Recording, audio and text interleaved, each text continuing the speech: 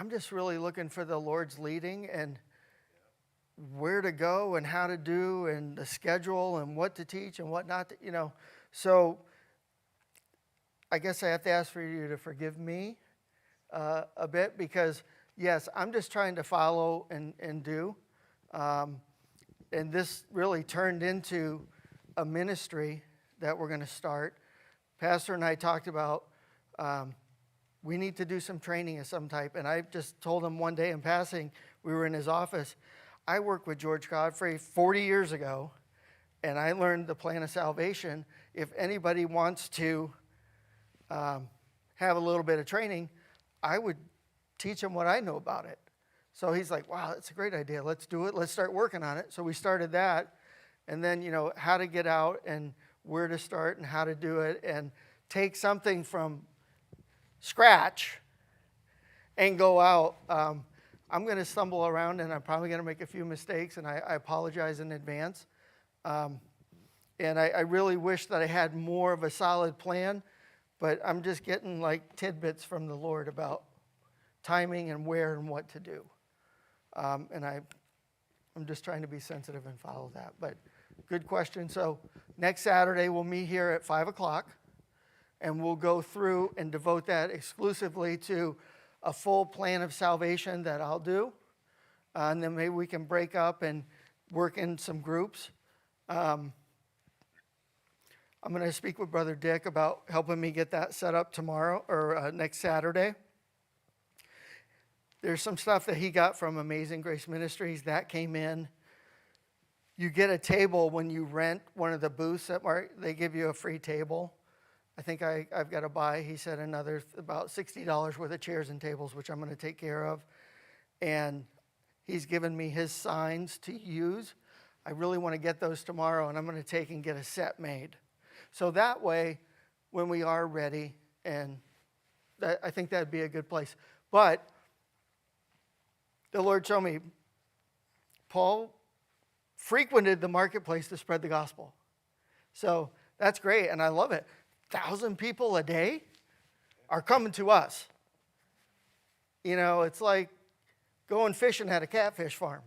I mean, it's a stock pond, right?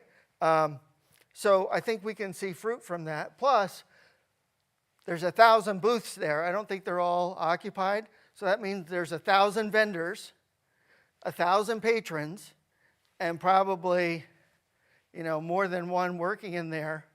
So that's 3,000 people in one day. We can go out and introduce ourselves to the other vendors.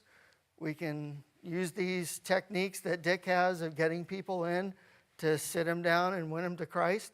So you know what? Hey, I got to tell you, it doesn't blow my mind, but I love hearing 273 professions of faith. And then, the next fair, 175 professions of faith.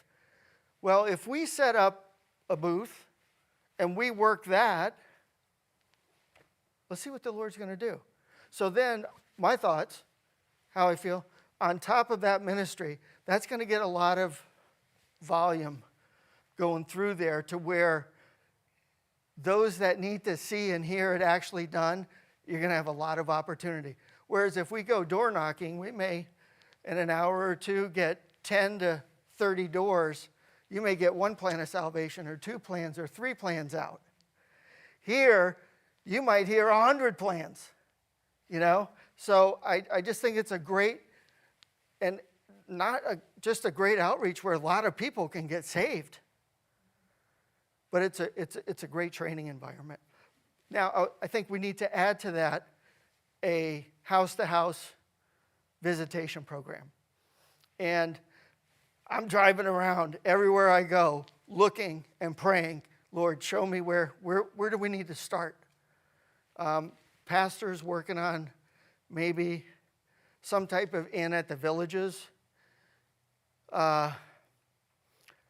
Maybe this could grow to where in these bigger developments, if we went in there and found a member that lived there that started a Bible study, and somehow we could begin to work off that Bible study to get in and evangelize that community.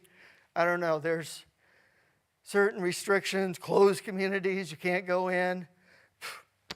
You know, I'm all for, in a certain way, I report to Jesus Christ, man. He's running the show. He's running this whole show. He's running the world. I'm following his direction, and if the Lord leads me to go over there and witness to that person, I'm going. So, Pastor, get ready to bail me out because it's going down.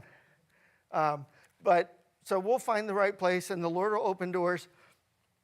And it's interesting, I was reading in my devotions, the women that went to Christ's tomb on the first day of the week.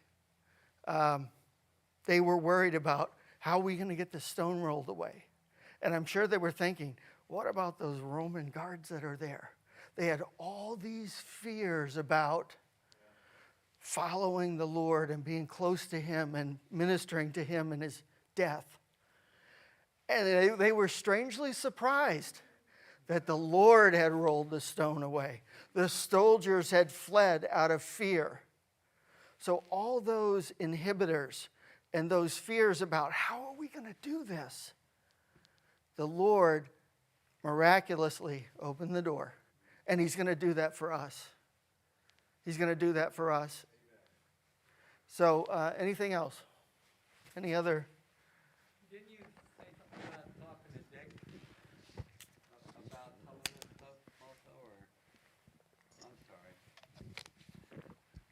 I said, didn't you say something about talking